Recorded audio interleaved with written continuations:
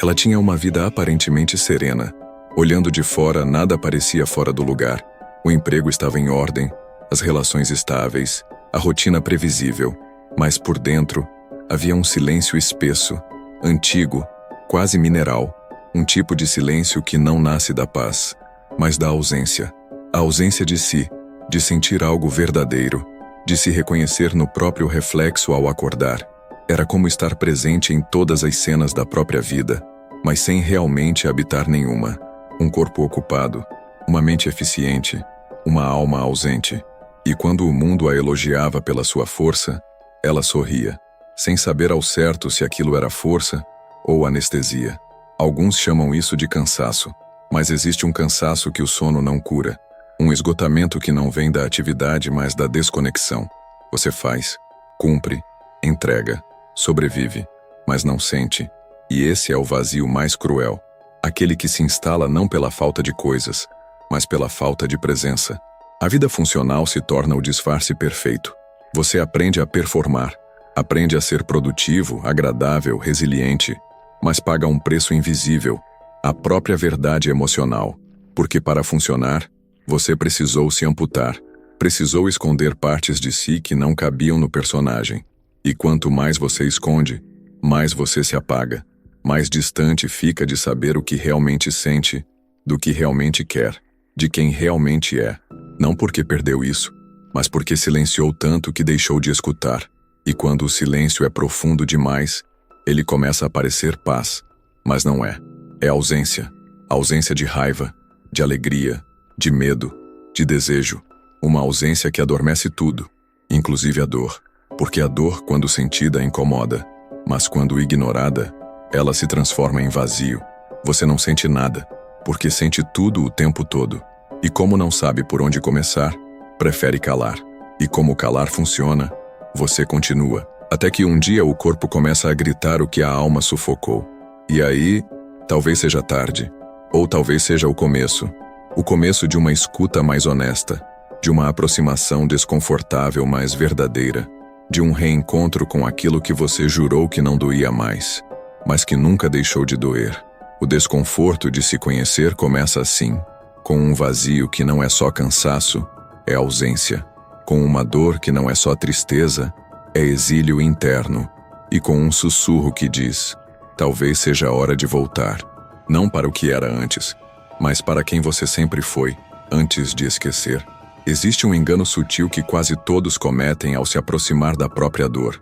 Imaginar que ela é uma inimiga a ser derrotada, que a raiva, o medo, a inveja, a tristeza, são falhas de caráter, monstros internos que precisam ser exorcizados para que a luz possa finalmente brilhar.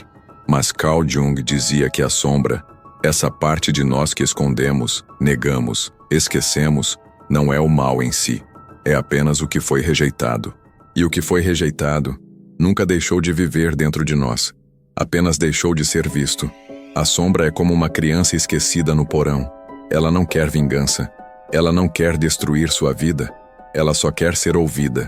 E toda vez que você sente uma raiva inexplicável, uma tristeza desproporcional, uma resistência interna que não sabe nomear, talvez seja essa criança batendo na porta, pedindo atenção, pedindo reconexão. A raiva contida, muitas vezes, não quer ferir, quer proteger. Proteger algo em você que foi ferido lá atrás, quando ninguém escutou. Quando sentir era perigoso. Quando chorar era sinal de fraqueza. Quando pedir era ser inconveniente. Você aprendeu a se calar, e sua sombra aprendeu a gritar. Mas como ninguém te ensinou a escutá-la, você passou a projetá-la nos outros. Rejeita neles o que mais teme em si. O egoísmo do outro, a frieza do outro, a instabilidade do outro, são muitas vezes reflexos do que você ainda não conseguiu aceitar em si mesmo. E é aqui que o equívoco se aprofunda. Você tenta vencer a sombra, controlá-la, eliminá-la, como se fosse possível amputar uma parte da própria alma sem se tornar menos inteiro. Mas não é vencendo que se transforma, é integrando, é olhando de frente, é dizendo: eu sei que você está aí, e estou pronto para ouvir o que você tem a me contar. Porque toda sombra guarda uma história, um momento em que você precisou se defender, se esconder, se endurecer. E por mais dolorosa que essa história seja, ela também é sua. E se você não a escutar, ela continuará pedindo atenção. Nos relacionamentos, no corpo, na ansiedade silenciosa que insiste em não ir embora. A sombra não é um monstro, é um pedido, um chamado, uma chance de se tornar inteiro, não ao eliminar a dor, mas ao reconhecer que é nela que vive a parte de você que ainda espera por acolhimento. Durante anos você se esforçou para parecer bem, para ser agradável, admirável, aceitável, e aos poucos foi se moldando, até se confundir com a própria máscara. Aprendeu que ser amado era ser previsível, que ser respeitado era não demonstrar falhas, que ser aceito exigia uma versão sua, que não incomodasse ninguém. Mas o que você chamou de força era medo disfarçado, medo de rejeição, medo de abandono, medo de mostrar um lado seu que talvez não fosse tão bonito, tão estável, tão fácil de gostar. E assim nasceu a persona, esse personagem social que representa quem você gostaria de ser ou quem os outros precisam que você seja. O problema é que a persona não sente, ela apenas simula. Ela sorri quando está triste, concorda quando não sabe, apoia quando quer gritar, e aos poucos vai se afastando do que é espontâneo, vivo, contraditório.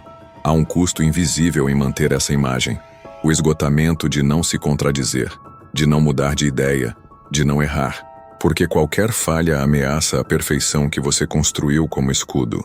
E quanto mais espiritualizada a persona se torna, mais perigosa ela fica, porque ela se disfarça de virtude.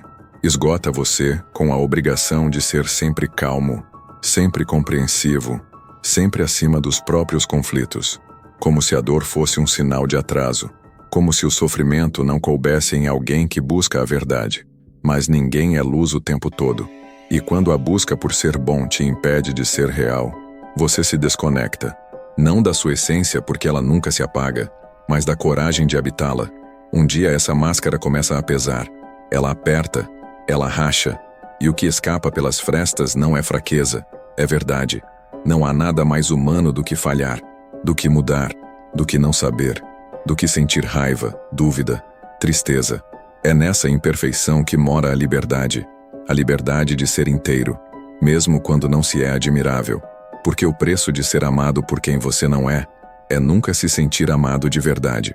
Existe uma forma de silêncio que não acalma, sufoca, uma espécie de quietude que não nasce da presença, mas do medo.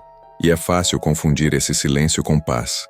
É fácil se enganar quando se aprendeu a confundir, evitar com transcender.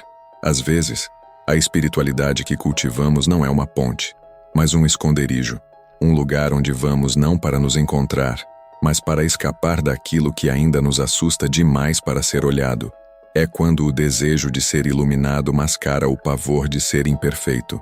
Quando a busca por elevação esconde o pânico de sentir raiva, inveja, carência, como se a dor fosse um defeito, como se admitir um conflito interno fosse prova de atraso e não de humanidade.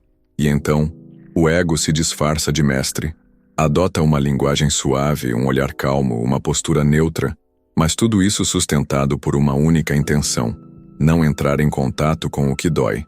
Nem todo silêncio é sabedoria. Às vezes é trauma que virou dogma, é repressão vestida de pureza, é um corpo que aprendeu a meditar, mas esqueceu como se emocionar.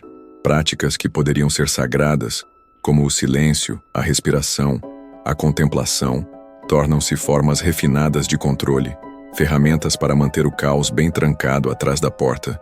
Mas o caos, quando não é escutado, não desaparece. Ele apenas muda de forma. É possível estar há anos em caminhos espirituais e ainda assim viver longe de si. Porque espiritualidade não é fuga da dor, é capacidade de permanecer com ela sem querer expulsá-la.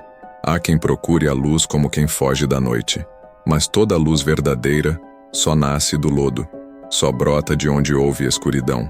E se há um caminho que realmente transforma, ele começa com a permissão de ser humano, intensamente humano, antes de tentar ser qualquer outra coisa. Há dores que ninguém vê, sensações que não têm nome, nem data, nem cena clara de origem. Elas apenas habitam o corpo como uma presença constante, uma tensão que nunca desaparece completamente, uma ansiedade sem motivo aparente, Um cansaço que não se justifica. Uma vontade inexplicável de sumir, mesmo quando tudo parece estar bem. São dores que não foram vividas, apenas engolidas. A ciência já comprovou o que o corpo sussurra há séculos. Rejeição emocional ativa no cérebro as mesmas regiões que a dor física. Ou seja, o abandono emocional machuca tanto quanto um corte. Mas como não sangra, ninguém vê, nem mesmo você. A repressão emocional tem um custo. Quando você decide não sentir para não sofrer, você também desliga a capacidade de se emocionar. Fecha a porta para a raiva, mas também para o prazer, para a tristeza, mas também para o afeto. E aos poucos vai se tornando opaco, funcional, porém anestesiado. O corpo, por sua vez, não esquece. Ele guarda aquilo que a mente se recusa a lembrar. Armazena no peito o choro interrompido, no estômago a raiva engolida, nos ombros o medo que não encontrou abrigo. Ele carrega em silêncio as memórias emocionais que você não soube traduzir em palavras. E quanto mais você ignora, mais o corpo grita. Às vezes em forma de insônia, outras vezes em crises de ansiedade, dores recorrentes, esgotamento. Mas o grito é sempre o mesmo. Escute, a dor que você calou ainda está esperando um lugar para sair. E talvez não se trate de se curar completamente. Talvez se trate apenas de deixar que ela exista por um instante que seja, com dignidade, sem vergonha, sem pressa, sem julgamento. Apenas existir, porque o que adoece não é a dor, é o silêncio ao redor dela. A solidão que realmente machuca não é aquela de estar sem companhia, mas a de estar sem presença. Não a ausência dos outros, mas a ausência de si mesmo. É possível estar cercado de pessoas e ainda assim se sentir profundamente sozinho, porque ninguém pode preencher o espaço de quem você abandonou por dentro. Você se perdeu tentando ser aceito, tentando caber, tentando não decepcionar. E quanto mais se afastava de quem realmente era, mais surgia um vazio difícil de nomear. Um buraco que não se preenche com afeto, nem com sucesso, nem com espiritualidade. Porque o que falta não está fora, está dentro e está em silêncio. Não é o outro que te rejeita. É você quem parou de se reconhecer, parou de se escutar, parou de se acolher. E toda vez que se ignora, reforça a ideia de que há algo errado em ser exatamente como é. Esse é o abandono mais sutil, aquele que não se vê, mas que reverbera em cada tentativa desesperada de agradar, de ser bom, de nunca incomodar. Uma vida construída não sobre desejos autênticos, mas sobre a expectativa dos outros. E no fim, o preço dessa performance é o distanciamento da própria alma. Estar só é diferente de estar desconectado. A solitude pode ser fértil, pode ser o útero da escuta interior, o campo silencioso onde a verdade floresce. Mas a desconexão gera angústia, porque você sente que algo está errado, mas não sabe o que. Sabe apenas que falta algo, e esse algo é você. Quando a necessidade de aprovação comanda os seus passos, a autenticidade se rompe. Você começa a moldar até os sentimentos para serem aceitos, e pouco a pouco, vai se tornando irreconhecível até para si mesmo. A cura, se existe, talvez não esteja em preencher a solidão, mas em aprender a habitar esse espaço com inteireza, como quem retorna a uma casa esquecida, com respeito, com tempo, com verdade. Há sentimentos que aprendemos a esconder desde muito cedo. A raiva é um deles. Desde crianças fomos ensinados que raiva é feia, é perigosa, é errada, que sentir raiva nos torna maus, imaturos, fracos. E assim, fomos acumulando pequenas indignações silenciosas, engolindo palavras não ditas, suprimindo gritos que nunca chegaram a nascer. Mas a raiva não é o oposto da paz.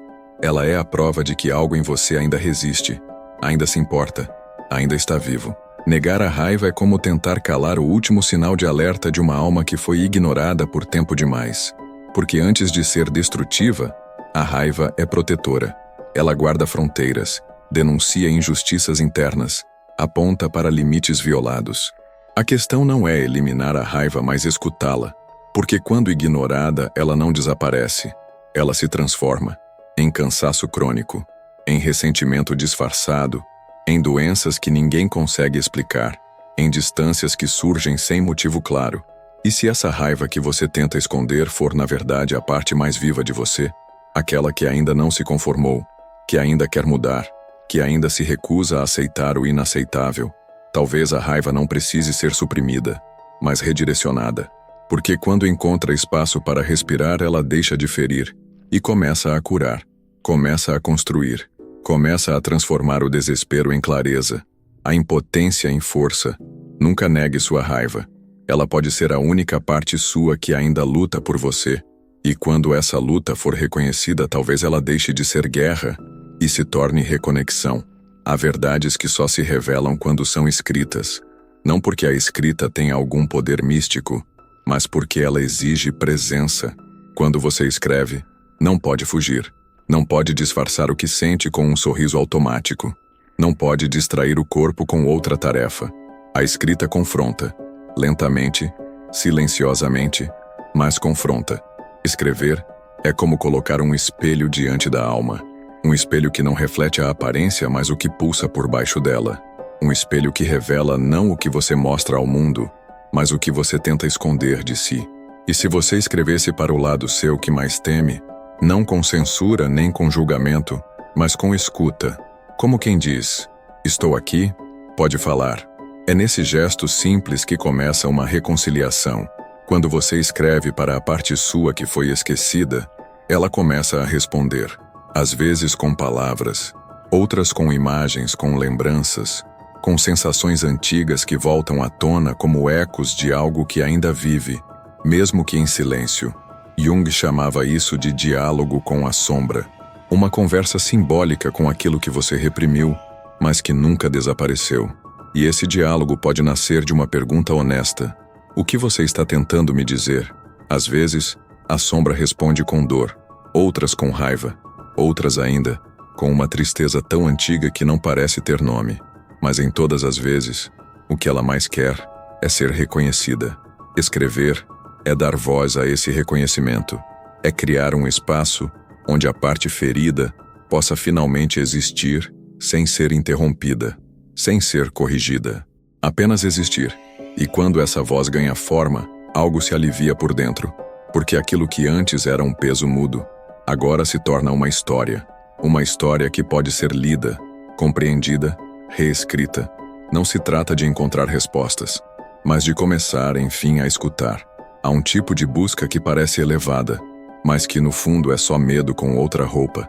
A busca pela luz, pela clareza, pela transcendência, quando nasce da rejeição da dor, não liberta, apenas mascara. Porque quando o desejo de evoluir vem da recusa em sentir o que ainda dói, ele se torna fuga. E toda fuga, por mais sofisticada que seja, termina no mesmo lugar, cansaço. A flor não nasce da claridade, ela nasce do lodo, é da escuridão, da terra úmida, da matéria rejeitada, que a vida brota. E esquecer disso é tentar florescer sem raízes, é tentar iluminar sem antes reconhecer a própria noite. Evitar a dor nos distancia de nós mesmos, não porque a dor seja boa em si, mas porque ela é um portal, um sinal de que há algo pedindo passagem, algo esquecido, algo contido, algo que talvez precise ser sentido, antes de ser superado. Confundir evolução com fuga refinada é um risco real. É quando se aprende a usar palavras bonitas para esconder sentimentos feios, quando se veste de sabedoria para não mostrar o medo, quando se fala em amor, mas não se consegue acolher nem a própria raiva. E nesse processo, a espiritualidade vai perdendo densidade, vai se tornando leve demais, desconectada. Uma positividade vazia que tenta convencer que tudo é aprendizado, mesmo quando o que mais precisamos é simplesmente lamentar o que doeu. Nem tudo precisa ser transformado em lição. Algumas experiências precisam apenas ser sentidas com verdade, sem pressa, sem roteiro, sem a obrigação de se tornarem bonitas, porque a cura não está na luz que você busca, mas na escuridão que você consegue abraçar sem fugir. Há um silêncio que só nasce quando todas as tentativas de controle falham, quando já não há mais argumentos, nem desculpas, nem distrações possíveis. Um silêncio que não é vazio, mas presença nua, desarmada, real. Esse silêncio não chega com esforço, Ele aparece quando você desiste de tentar melhorar a si mesmo como quem conserta um defeito. Quando para de correr em direção a uma versão idealizada de paz e começa a escutar o que o caos tem a dizer, porque a paz não vem quando tudo está resolvido. Ela vem quando você se rende ao que é. Quando para de lutar contra a tristeza. Quando para de pedir desculpas pela própria intensidade. Quando, por fim, aceita que ser inteiro também inclui ser imperfeito. E nesse instante, algo se solta por dentro. O nó que te prendia à expectativa de ser outro, mais calmo, mais forte, mais pronto, começa a se desfazer. E você percebe que não precisa mais esconder. Não precisa mais fingir que está tudo bem. Porque, de algum modo, está tudo bem, até quando não está. A leveza que você buscava lá fora, talvez estivesse esperando apenas por esse gesto, o de não fugir mais. Há um alívio estranho em finalmente se permitir sentir o que evitou por tanto tempo, como se uma parte sua, aquela que você achava que precisava ser curada, só quisesse ser reconhecida. O silêncio que resta depois disso não é o mesmo de antes. É um silêncio habitado, não por respostas, nem por certezas, mas por presença, e às vezes é tudo o que a alma precisava. No fim de tudo, talvez o que mais assuste na sombra não seja sua escuridão, mas o quanto ela se parece com você, com o que você foi antes de aprender a se esconder, antes de decidir que sentir demais era um problema, antes de se convencer de que só seria amado se fosse fácil, leve, equilibrado. A sombra guarda o que você exilou, mas não com rancor, com saudade. Ela não quer te ferir, quer te devolver o que você deixou para trás, a espontaneidade, a coragem de errar, o direito de sentir, a liberdade de não saber. Escutar o que você vem tentando calar, talvez seja o único caminho real de volta, não para um eu melhorado, mais forte, mais sábio, mais evoluído, mas para um eu inteiro, cheio de falhas sim, mas também cheio de verdade, porque a individuação, esse conceito central de Jung, não é um troféu espiritual, é um processo íntimo de retorno, um reencontro com tudo o que você fragmentou para sobreviver. E nesse retorno, a dor não desaparece, mas ela muda de função, deixa de ser inimiga e se torna guia. Sua dor é real, mas também é reveladora. Ela não é o fim, é o início de uma escuta mais profunda, uma escuta que não julga, que não corrige, que não tenta consertar, apenas reconhece. Você não precisa mais ser perfeito, só precisa ser inteiro. E se ainda houver medo, tudo bem. Caminhar em direção à própria sombra sempre assusta no começo, mas é lá, naquele espaço escuro que você tanto evitou, que talvez viva a parte mais autêntica da sua existência. E se sua cura não estiver em fugir da dor, mas em se lembrar de quem você era antes de ter que se proteger dela,